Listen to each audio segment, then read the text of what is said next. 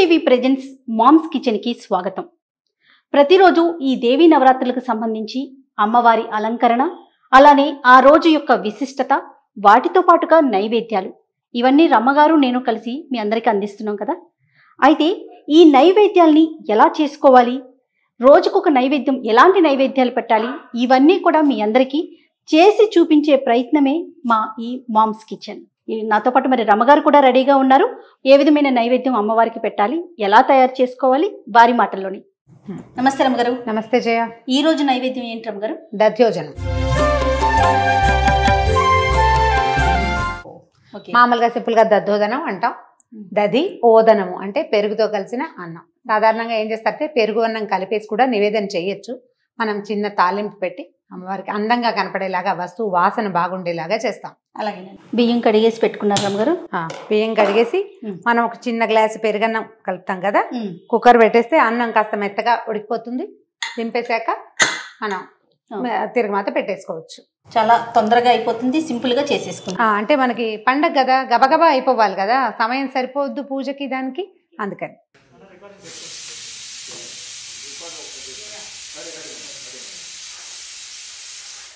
రమ్మగారు అయిపోయినట్లుందండి. కుక్కర్ అయిపోయింది కదా, దీన్ని పక్కన పెట్టుకుందాం. ఇది చల్లారే లోపల మనం ఏం చేద్దామంటే పెరుగులో తాలింపు వేసుకుందాం. దధ్యోదనానికి నూనెతో తిరగమాత పెడితే ఒక రకం రుచి, నేతితో పెడితే ఒక రకం. మనం నైవేద్యం కదా చేస్తాం, చాలా ఇంత చెయ్యము, కొంచెం చేస్తాం కదా. నేతితో తిరగమాత పెడితే బాగుంటుంది. దీంట్లో కూడా జీడిపప్పులు వేసుకోవచ్చు. కావాలంటే మనకి కుదిరితే కనుక కొంచెం చిన్న క్యారెట్, తర్వాత కాస్త కొత్తిమీర లాంటివి కూడా, అంటే కొంచెం అందంగా వస్తువు కనపడడానికి. మన నివేదన కాబట్టి ఇన్ని వేషాలు వేయకుండా నెయ్యి వేడెక్కించే ఆ దద్దోజనంలో మనం ఏది నివేదన చేసే దాంట్లో మిరియాలు కూడా వేస్తారు. మిరియాలు కూడా వేసుకోవచ్చు, అంటే అలవాటుని బట్టి, మన ఇంట్లో అలవాటుని బట్టి. కొంచెం శనగపప్పు, తర్వాత అది పెద్దగా వేగక్కర్ల, మనకి నెయ్యి వేడెక్కిపోయింది కదా. కొద్దిగా మినపప్పు, అవి రెండు కొంచెం వేగాక ఆవాలు, జీలకర్ర, ఓకే వేగిపోతున్నాయి కదా. ఎండుమిర్చి, కొద్దిపాటి ఇంగువ మాకు నచ్చదు అనుకునే వాళ్ళు మానేయచ్చు. అయితే ఏంటంటే ఇందులో మనం అల్లము అవి కూడా వేసుకుంటాం. వేగిపోయినాయి కాబట్టి ఇదిగో పచ్చిమిర్చి. తర్వాత అల్లాన్ని కంటికి కనపడకుండా చేయండి.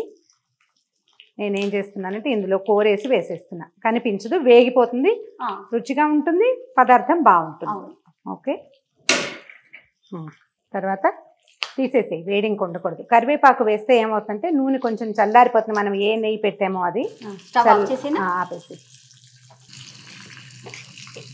అంతే. ఓకే, దీంట్లో నువ్వు జీడిపప్పులు వేసుకోవచ్చు, మిరియాలు వేసుకోవచ్చు, మన అలవాటుని బట్టి. ఓకే, దాంట్లో కాదు, పెరుగులో ఈ తిరగమాత వేసేస్తాం. పెరుగులో వేసేసి కలిపేసాం చూడు, తాలింపు వేసి కలిపేసి ఉప్పు వేసుకుంటాం సరిపడా. మామూలుగా అన్నంలో పెరుగు కలిపేసి దాంట్లో తాలింపు వేస్తే ఒక రకంగా ఉంటుంది జయ. అవునండి, అప్పుడు మనకి అందాజుగా తెలీదు, మనం తాలింపు వేసేసాక అది బిగిసిపోవచ్చు. అందుకని ముందే పెరుగులో కనుక తాలింపు వేసేసుకుని ఈ పెరుగుకి సరిపడా అన్నాన్ని కలుపుకుంటే ప్రసాదం చక్కగా భోజ్యంగా ఉంటుంది, అమ్మవారికి పెట్టడానికి బాగుంటుంది. మనం కలిపేశాక అది బిగిసిపోతే కొన్ని నీళ్లు పోసి అలా కొంచెం పెరుగు కలిపి లేదా పాలు పోసేసి అలా చేస్తాము. ఆ పని చేయకుండా ముందు పెరుగులో తాలింపు, ఆ తర్వాత అన్నం పెట్టుకుంటాం. అన్నం వండేసుకున్నాం కదా, అన్నాన్ని పెరుగులో మనకి ఇప్పుడు ముందు ఒకవేళ ఎలా చేయొచ్చు అంటే పెరుగు కోసమే అన్నం వండుకోకుండా మనం మామూలుగా వండిన అన్నంలోంచైనా దద్దోజనం కలిపేసుకుంటాం. అయితే ఈ దేవుడి నైవేద్యాలు, అమ్మవారికి చేసే నైవేద్యాలకి ఏంటంటే ప్రత్యేకంగా చేసుకుంటాం కాబట్టి సరిపడా కావలసినంత అన్నాన్ని ఒక చిన్న గ్లాసు అలా వండేసుకుంటే సరిపోతుంది. ఉన్న అన్నం కన్నా అప్పటికప్పుడు వండి కలుపుకుంటే కొంచెం అదొక తృప్తిగా అనిపిస్తుంది. అంటే ఈ రోజు ప్రసాదం ఇదే కాబట్టి ఇలా చేసి పెట్టుకుంటే సరిపోతుంది. నేను ఇందాక ఒక మాట అడిగాను రమ్మగారు మిమ్మల్ని, నవరాత్రులప్పుడు ఎక్కువగా అన్నంతో కూడిన ప్రసాదాలే ఎక్కువగా ఎందుకు పెడతామండి? ప్రతిదీ అన్నంతోనే. అది మనకు లలితా సహస్రంలో సర్వౌదన ప్రీత చిత్త అని ఒక నామం ఉంది. అన్ని రకాల అన్నాలు అమ్మవారికి ఇష్టం. పైగా మనం చేసేవి కూడా ఇవన్నీ కూడా మనం ముందు చెప్పుకున్నట్టే లలితా సహస్రంలో చెప్పబడిన పాయసము, హరిద్రాన్నం అంటే పులిహోర, ఈ దధ్యన్నము అంటే పెరుగు అన్నం, తర్వాత ఏమో కట్టె పొంగలి ముద్గౌదనము, తర్వాత పులగం అదే నెయ్యి వేసినటువంటి అన్నం. దీని మీద ఇప్పుడు మనం విడిగా వడ్డించుకునేటప్పుడు కొత్తిమీర, క్యారెట్ అవి వేసి అలంకారం చేసుకోవచ్చు. అమ్మవారికి పెట్టేటప్పుడు ఇట్లా తెల్లని అన్నం తెలుపు కనిపించేటట్టుగా ఉంచుకోవాలి. ఇదిగో మన దద్దోజనం రెడీ. సులువుగా చక్కగా ఒక పదార్థమైనా పెట్టుకుని దద్దోజనం చేసిన రోజున మనం ఏమి తీపి పెట్టలేదు, ఒట్టిగా కమ్మటి పదార్థమే పెట్టామనిపిస్తే ఆ రోజు పానకం, వడపప్పు నైవేద్యం చేసి దాంతో పాటుగా దద్దోజనం కూడా చేస్తే అమ్మవారికి ఇష్టమైన పదార్థము పూర్తి స్థాయిలో నైవేద్యం కూడా పూర్తయిపోతుంది. దద్దోజనం రెడీ. అమ్మవారి ముందు పెట్టి నైవేద్యం సమర్పించి మనస్ఫూర్తిగా ఒక నమస్కారం పెట్టడమే అంతే.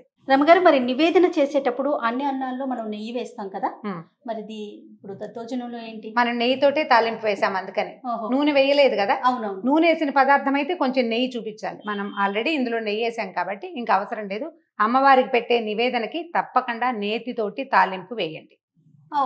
నేతితో తాలింపు వేసేది నేతితో, లేని పక్షంలో పైన వేసే అవకాశం ఉన్న పైన వేసుకోవాలి. వాటి అద్భుతంగా వచ్చింది రమగారు మనకి. అయితే రేపటి నైవేద్యంతో మళ్ళీ కలుద్దామండి. అలాగే చేయం. ఇక ఈ వీడియో కనుక మీకు నచ్చినట్లయితే లైక్ చేయండి, షేర్ చేయండి. మరిన్ని ఇంట్రెస్టింగ్ వీడియోస్ కోసం మా ఛానల్ని సబ్స్క్రైబ్ చేసుకోండి.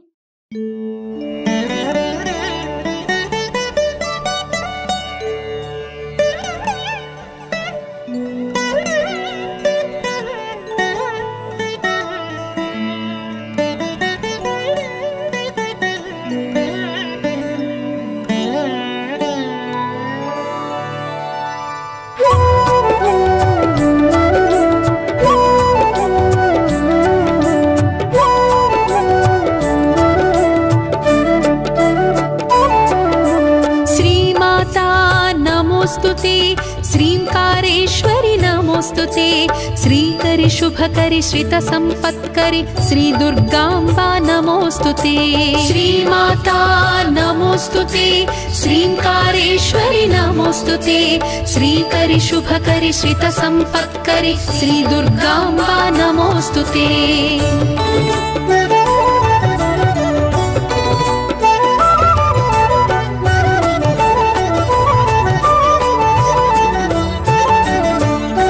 शिवा भवानी नमोस्तुते शिवार्थमोहिनी नमोस्तुते गौरी शांकरि शांभवी भार्गवी श्री दुर्गांबा नमोस्तुते शिवा भवानी नमोस्तुते शिवार्थमोहिनी नमोस्तुते गौरी शांकरि शांभवी भार्गवी श्री दुर्गांबा नमोस्तुते।